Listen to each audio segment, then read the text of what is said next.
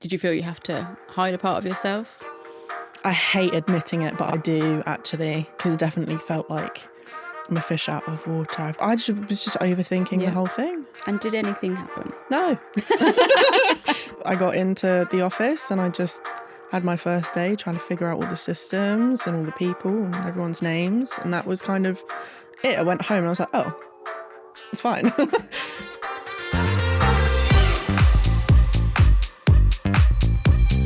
Hi everyone and welcome to Offhand, the podcast from Reach Charity, where we share real, honest conversations about life with an upper limb difference.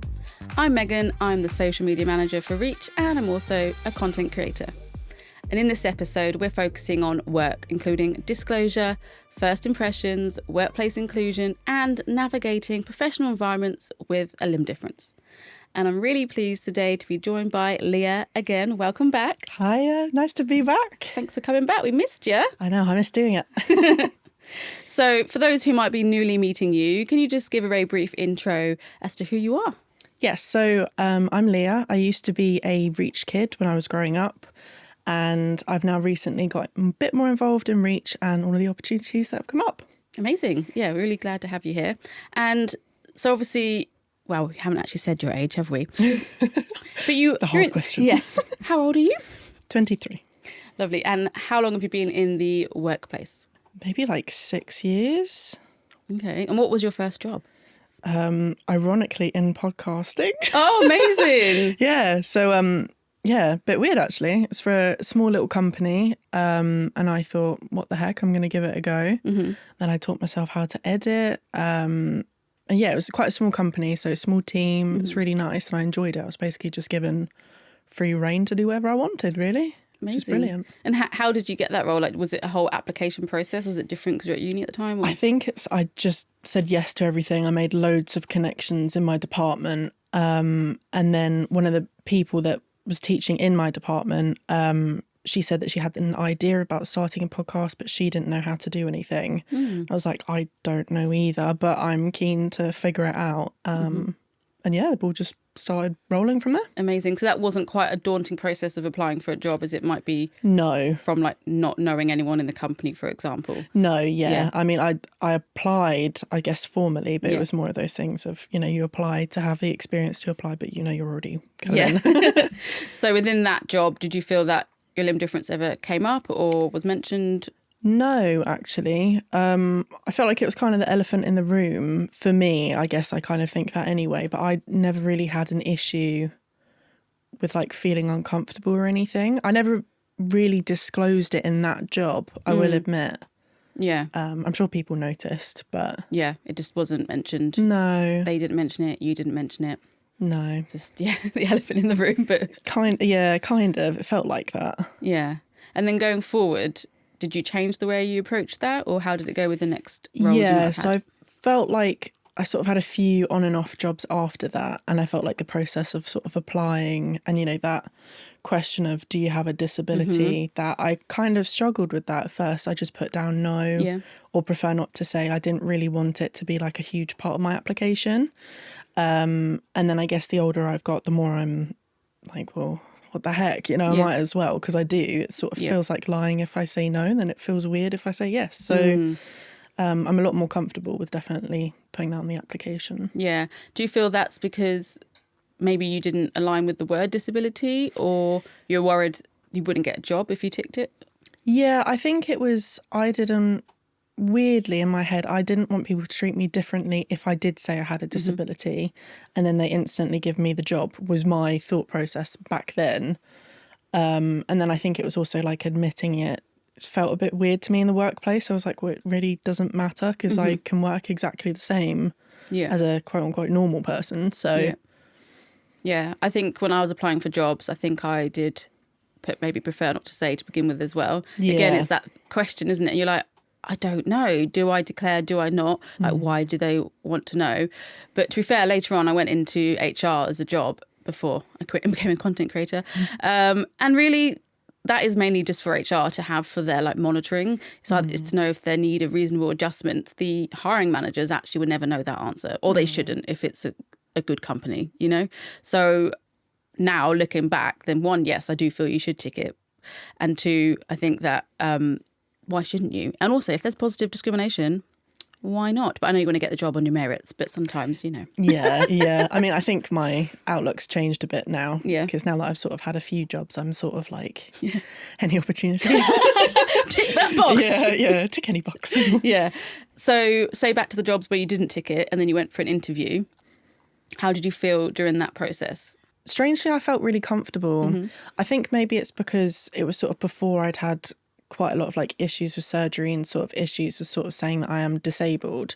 So I think before kind of saying that I'm not, or just not disclosing it, I felt quite comfortable because I was purely being interviewed on what, like all of the experience I'd done, like my degree, what I've gone through, all of this sort of stuff. So I felt a lot more comfortable being there purely for like my merits and my experience, strangely.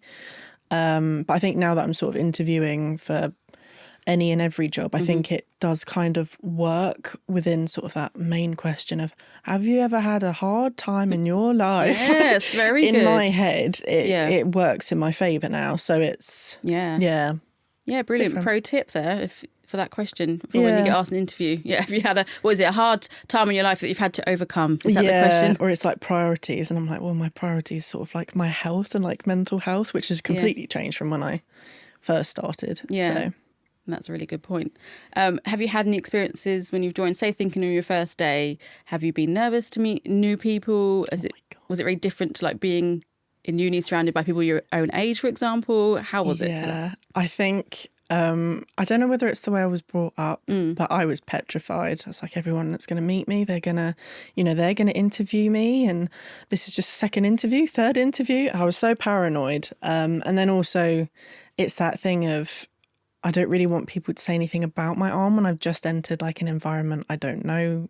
I don't know where the fridge is. I don't know where the toilets are. It just felt really daunting. I guess the first day of my first job, that did feel quite scary.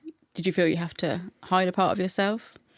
I hate admitting it, but I do actually, or I did back then, because it definitely felt like I'm a fish out of water. I've got this far, which is brilliant, but what the hell do I do now? Yeah, it's a little bit like, I don't want them to discover who I really am. Just got my foot in the door. I was so in my head about it because I was so paranoid about, what if they know this and they have to change it on forms and stuff, or what if I get into a different group of people? I was just overthinking the whole thing. And did anything happen? No. No, that's just anxiety for you, isn't it? I mean, I got into the office and I just had my first day trying to figure out all the systems and all the people and everyone's names. And that was kind of it. I went home and I was like, oh, it's fine. Yeah. Did you feel any more exhausted potentially though, because you were were you actively or even subconsciously by this time in life? I think we all subconsciously hide our limb difference to a certain degree if we don't mean to. And did you ever find that at some point your mind kind of shifted in how you approached it, and did that like enable you to be more productive at work, for example, if you weren't caring as much, or if you felt more comfortable with your team, for example? Yeah, I think it's different because I guess the job that I'm in now, I've got sort of a few teams that I work with, so I definitely feel a lot more comfortable with one team because it's literally only two people and I know them. I know everything about their kids. The youngest one in the office, I should say that. So I guess there's that like preconception of I need to get on with everyone and know like everything that's going on. But no, in that team, I feel very comfortable because it's just, it doesn't really feel like work. That's good. So yeah, I think it depends. It depends who you're around. So. Are you at a computer a lot? Yes. And too much. Have you found that, with processes, how you use a computer, for example, with your limb difference or without, and how that's changed with surgeries, for example? Yes, I do have to say that was like a weird part of working that I did not think about at all, was sort of, because I do everything on my right side, it was like when I did have surgeries, recovering wise, I'm doing everything with my right side. Which was quite a lot in terms of like my arm would get tired and then I'm getting headaches because I'm on medication and stuff. So it was quite a lot actually, because you don't really think about it. You just log onto the computer, answer your emails, and then something else comes up. But yeah, my setup isn't any different from the normal. So you have no reasonable adjustments at work? I've got a mouse mat. Wow, Leah. That classes is as amazing. Yeah. Did they ever ask you? Have you ever been asked if you want any reasonable adjustments? I have. And what did you say? I said yes, so then I got the mouse Oh, mat. joking. Oh, my Lord, really? I know. So reasonable adjustments. Wow, that was it, was it?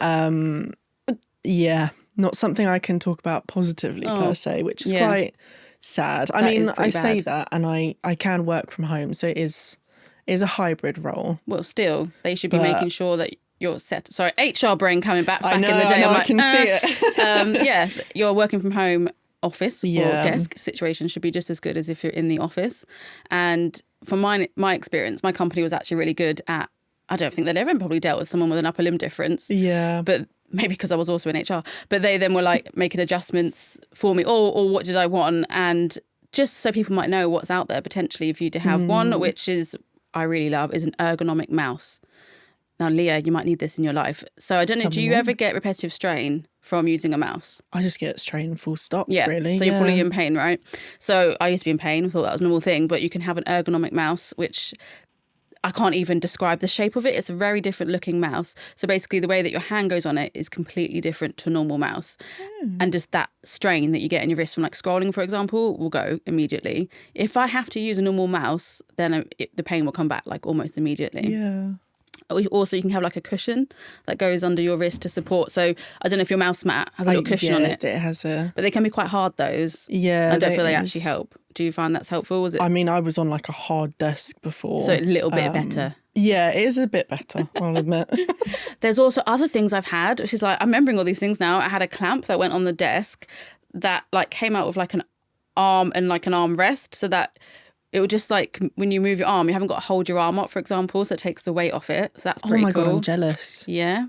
Jay Howard, she's our Reach ambassador and she was from Married at First Sight. She's posted a video where she types one-handed, but with a very different looking keyboard that's like ergonomically shaped and for use of one hand, basically. So she types really fast on this different keyboard. You've opened up a whole world. Yeah. I need to go onto Amazon after this. So after this, yeah. Catch me scrolling. Damn. So basically, for my own home setup, I have like a beanbag more of support, like a little tiny beanbag that supports my wrist, and then the ergonomic mouse. And I find that really, really helps. But do you find you're a fast typer? Yeah. Same. I think I just have... We were talking about this, but I feel like I have that urge to constantly rush through everything. Yeah. So in terms of like work pace and stuff... Do you feel like you've got to keep up? Like, speedy. Yeah. But I feel like I don't even know that I'm fast. I'm just doing what I do. Yes. I remember at school I was typing and this girl started mocking me. Like, she thought I wasn't actually typing. She thought I was just being like, woo, on the keys. And I was like, what are you doing? She's like, what you're doing? I was like, no, I'm typing. She's like, oh, sorry. I feel like it is a universal experience though, because I feel like I don't notice that I do it with one hand until I'm on like a call or something. And then I can see myself and it probably does look a bit weird because you are just doing everything. Yeah. But yeah, that's not an excuse to bully people, by the way. But yeah, I did have that in school, I think. What, getting bullied? Yeah, with just like typing really fast or like writing really fast so that I could like leave. So you tried to get through everything like, as fast as you can. Yeah. And then so you feel that pressure at work to be as fast as you can be? Yeah, pretty much. I've always kind of been known for being like a fast worker, getting stuff out quite quickly, which I'm learning is probably quite a bad thing actually, and I need to take more time doing things, but I feel like it's just a impulse thing. It's interesting, isn't it? Strange reason, yeah. Because something we've talked about off camera was that we feel like we both talk fast. Yes. And I don't know how fast we're talking now, which could be fast. But we don't know if this is like a universal experience of people with limb differences. So if you talk fast, can you just like... Let us know. DM us at Reach Charity UK, because this is basically our official research, not really.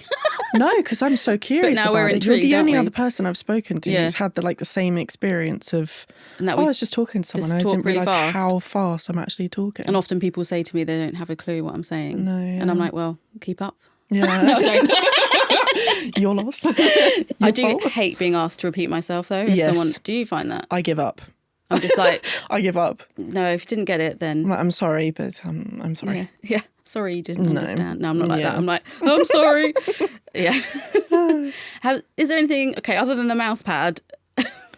I feel like I'm being really sad by saying no. And they I've haven't had done quite a few jobs. Well, on one hand, so in the workplace, you feel you haven't had any negative experiences, have you? Or have you? You just haven't mentioned them yet. Yeah, I've had a few. Oh, okay. So what would you say has happened then? I think maybe the worst, I say worst one quite loosely, is I went into the office when I was recovering, which was purely by choice. I just wanted to see what it was like while I was recovering, see whether it felt any different, how long I could last when it comes to working and whatever in the office. And I'm just sat there working as I normally would. I'm like, oh my God, this is all right. You know, it's been like quite a tough time. I've gone into the office. I'm quite happy I've done this.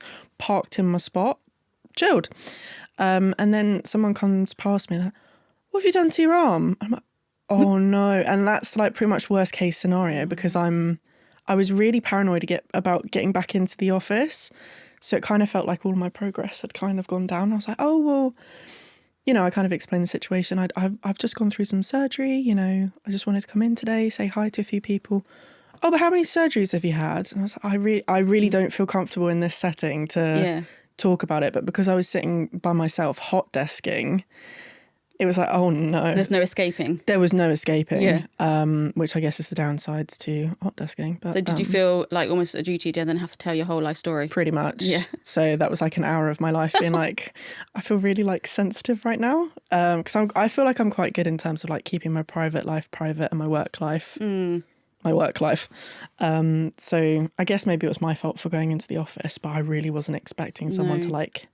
It's not your fault in any way. It was such like a tone of like, oh, what's wrong with you? When they obviously spotted your arm, did you have like a cast on it? Was there anything that was different that would make them realise? I did. I had, normally I'd wear like a cardigan or something, but I was wearing a short sleeve because I had a bit of a large frame on, I guess. So you got the metal frame on, was it? But it was covered, to be fair.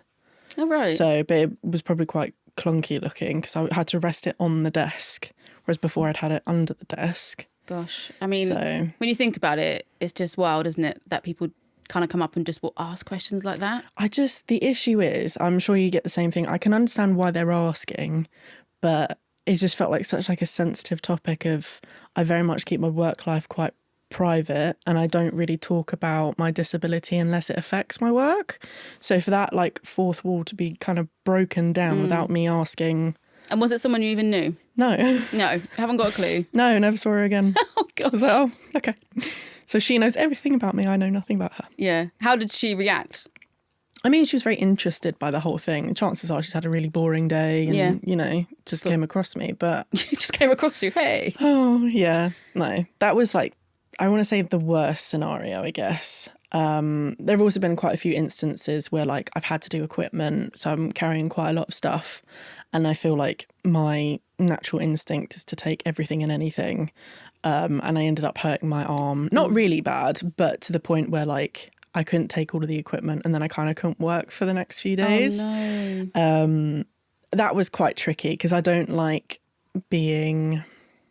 how do I word this? I don't like being tied down by something or like held back from how I normally am.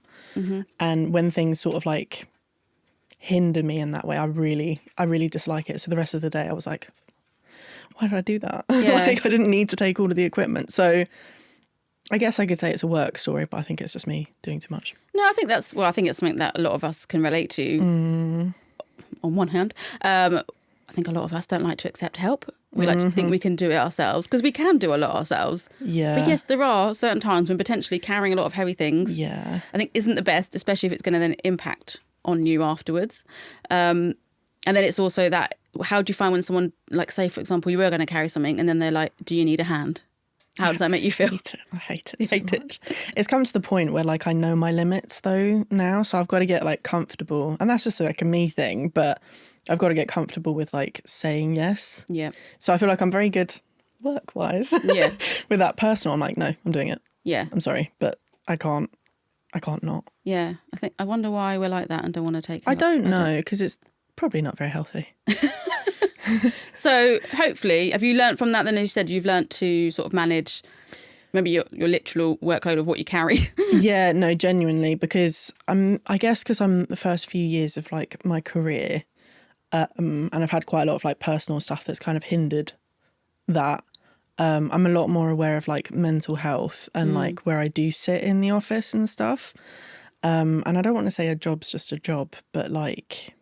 It is. Yeah. But equally, we spend a lot of our time at work. We do. With often the same people, but obviously that will change throughout our careers and how long someone's there.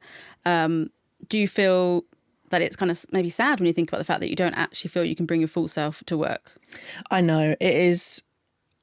I mean, I'm talking from personal experience. I'm sure there are a lot of people out there in different departments, different industries and stuff who feel fully comfortable with talking about their experience and work life and sort of blending them both. But I think for me, it's been quite difficult to find a workplace that I feel comfortable sitting in. You know, it's one thing going to like a Reach event and you're in a whole room full of people that have had very, very similar experiences to you. You go to the workplace and it's all based on experience or like decades of skills and techniques and stuff. And I just sadly haven't really found my group of people that I feel quite comfortable with being like, no, I'm kind of having a really bad day because, you know, I've had an appointment and it's just really brought my mood down. Yeah. So if I don't respond to any emails or anything, it's not because I'm slacking, which in my head it is.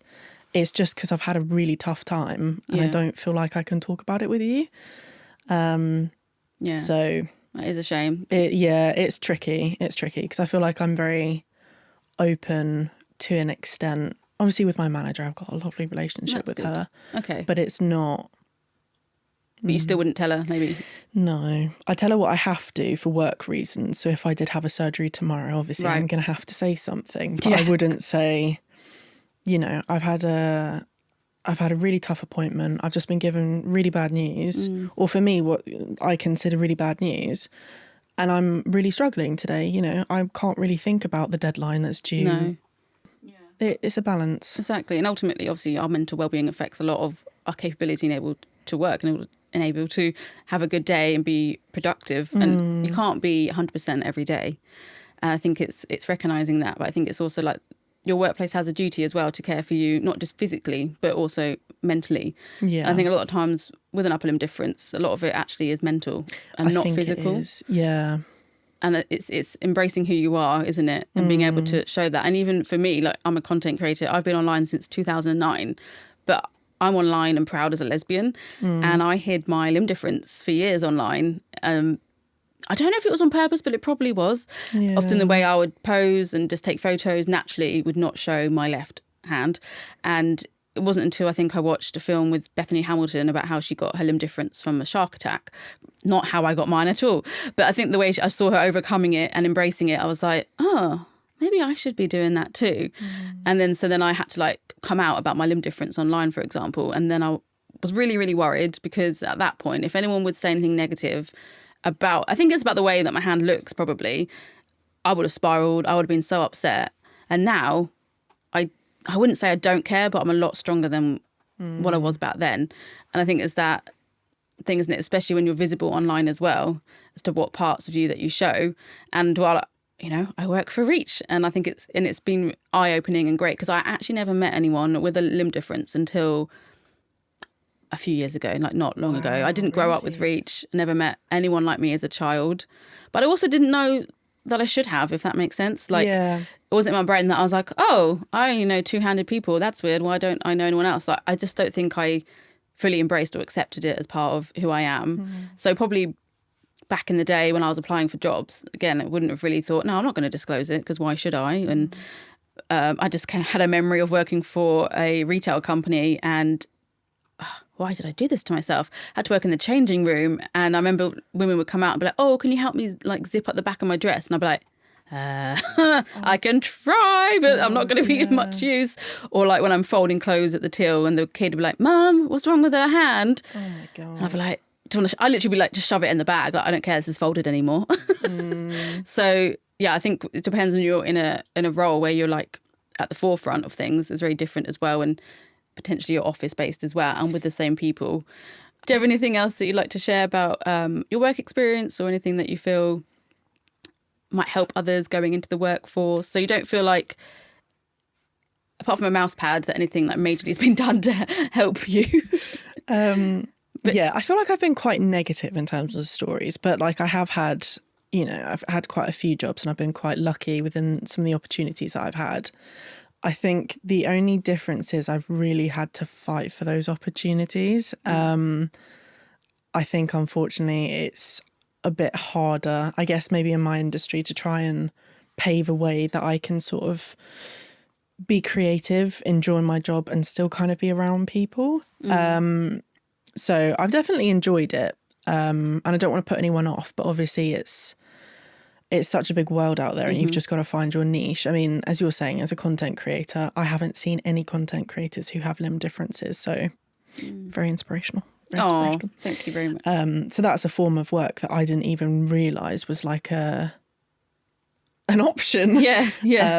So I guess, yeah, in my head, when you start work, you just start an admin role and then you go into a managerial role, then you go into a senior managerial role and that's it. But I think I'm sort of telling myself that there's a lot more to it. There's a lot more industries that you can go in and not to be boxed in by that bloody question about whether you're disabled or not. Like it's so silly in my head to think that I was stressing about that 3 years ago. And I think in that circumstance, it can really help in terms of like the actual application. But then even in interviewing, I hate interviews. I don't like having to be nailed down to you had this job 4 years ago. What did you think of your manager? Did they do anything? Because no one works that way. So I feel like I struggle with interviews, but I think it's definitely important to be yourself, especially with like a limb difference in that interview. I found my confidence within just speaking about, I guess, kind of presenting myself and kind of selling myself to a certain extent.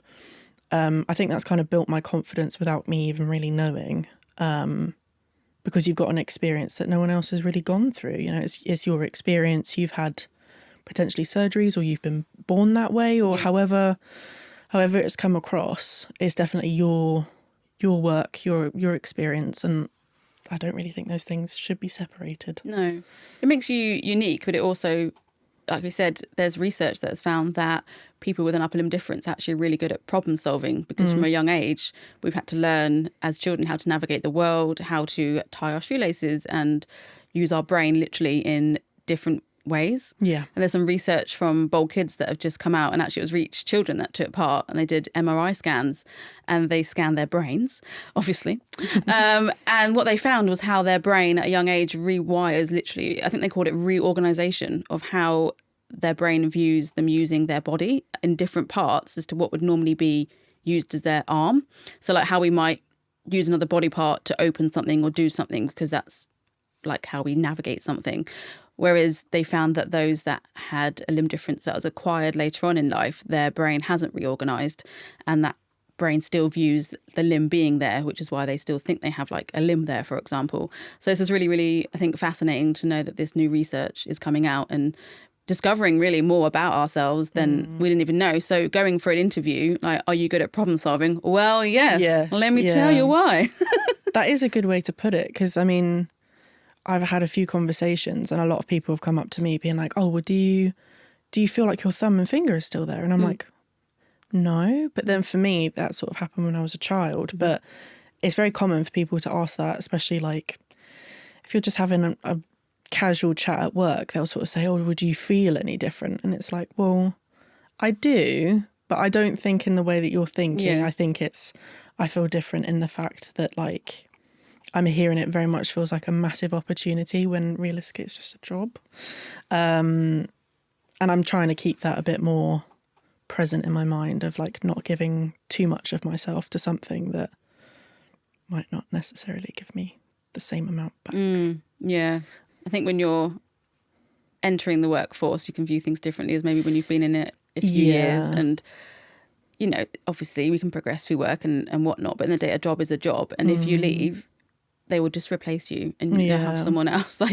Yeah, but it's interesting you're saying about research because obviously you've still picked up all of those skills and it's skills in like completely specified to you or like tailored to you, I suppose is the way I could say it. So yeah, I feel like problem solving for all of us is sort of ingrained, like hardwired into us really. Definitely. I mean, this isn't something we've actually talked about because it doesn't affect us. I think when people shake a hand, it's normally the right hand they put forward, right? Oh my Is that right? God. You've kicked off something. Every interview I've had, and I end up sort of going, I don't know. And I hate it. So I'm trying to remember, because I can't remember this. People normally shake with their right or left hand. What's normal? I usually get left. Or maybe I get right, because they always go for my left hand and then they look at my hand and then I feel thrown off. And then I just shake my right hand. Yeah, because I don't know why I've already forgotten. And I'm like, what do I think maybe because I might give my right hand first. I know we do have, people within our community. I think actually a lot of us have limb differences on the left. I think there's research on that actually. So not a lot of people have it to their right hand. So when it comes to handshaking at work, most of the time then I feel like we kind of get away with it. If people go in for the right hand, they're not going to notice.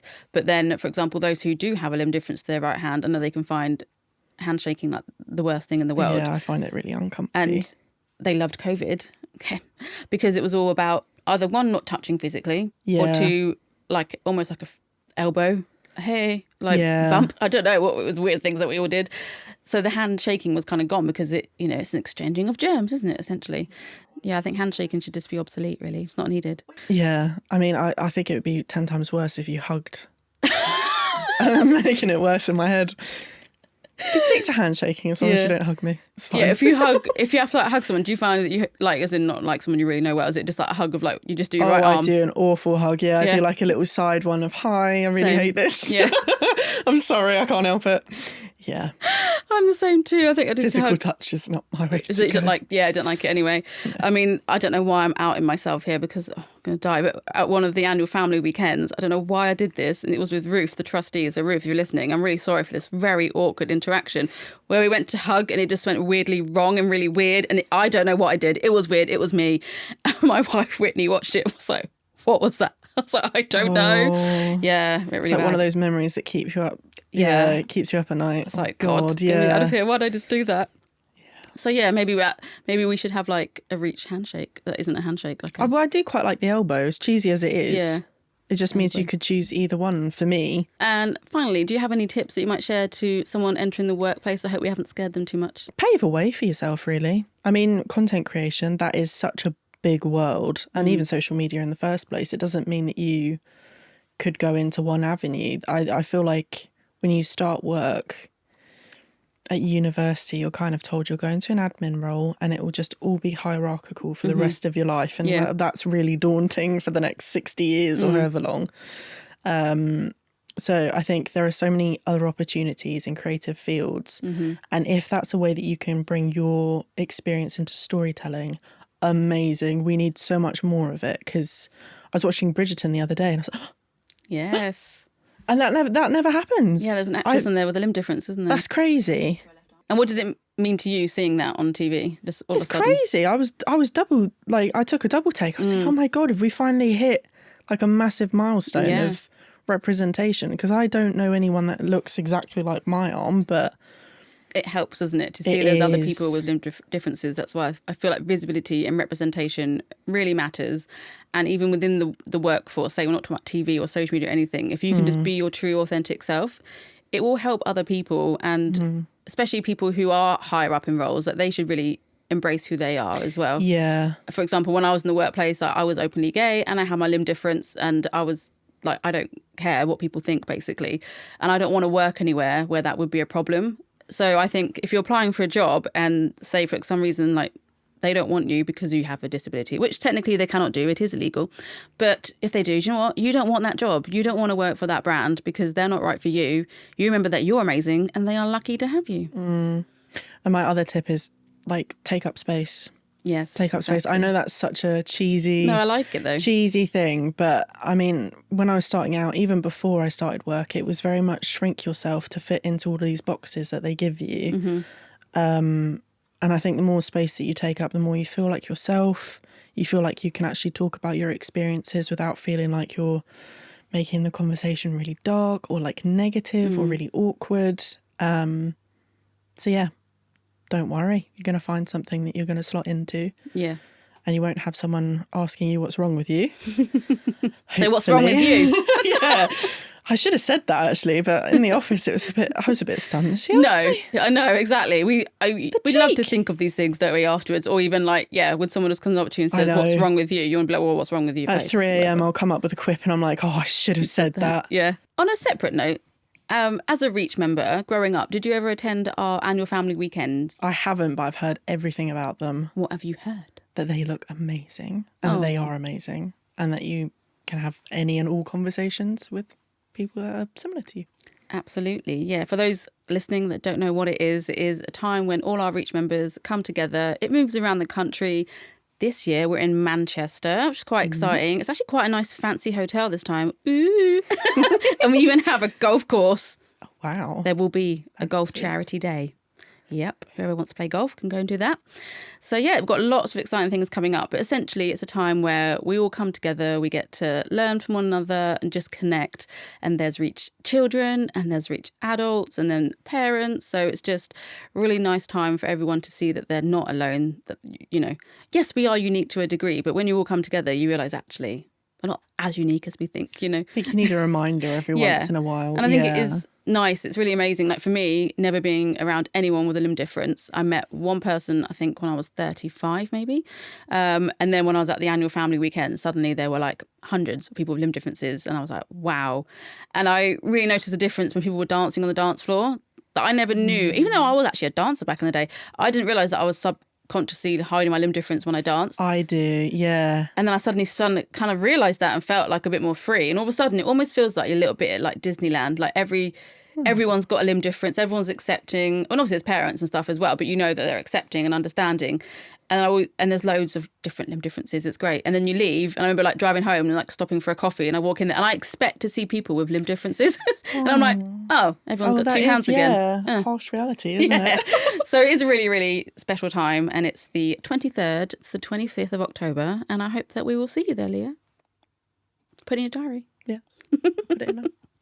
Well, thank you so much for joining us again, Leah. Thank you so much for having me again. It was great. It's been brilliant. And thank you so much for joining us. Don't forget to follow us on social media at Reach Charity UK. And please do give us a rating wherever you get your podcasts. And come back again for the next episode of Offhand. Bye. Bye. I feel like I had more energy than you.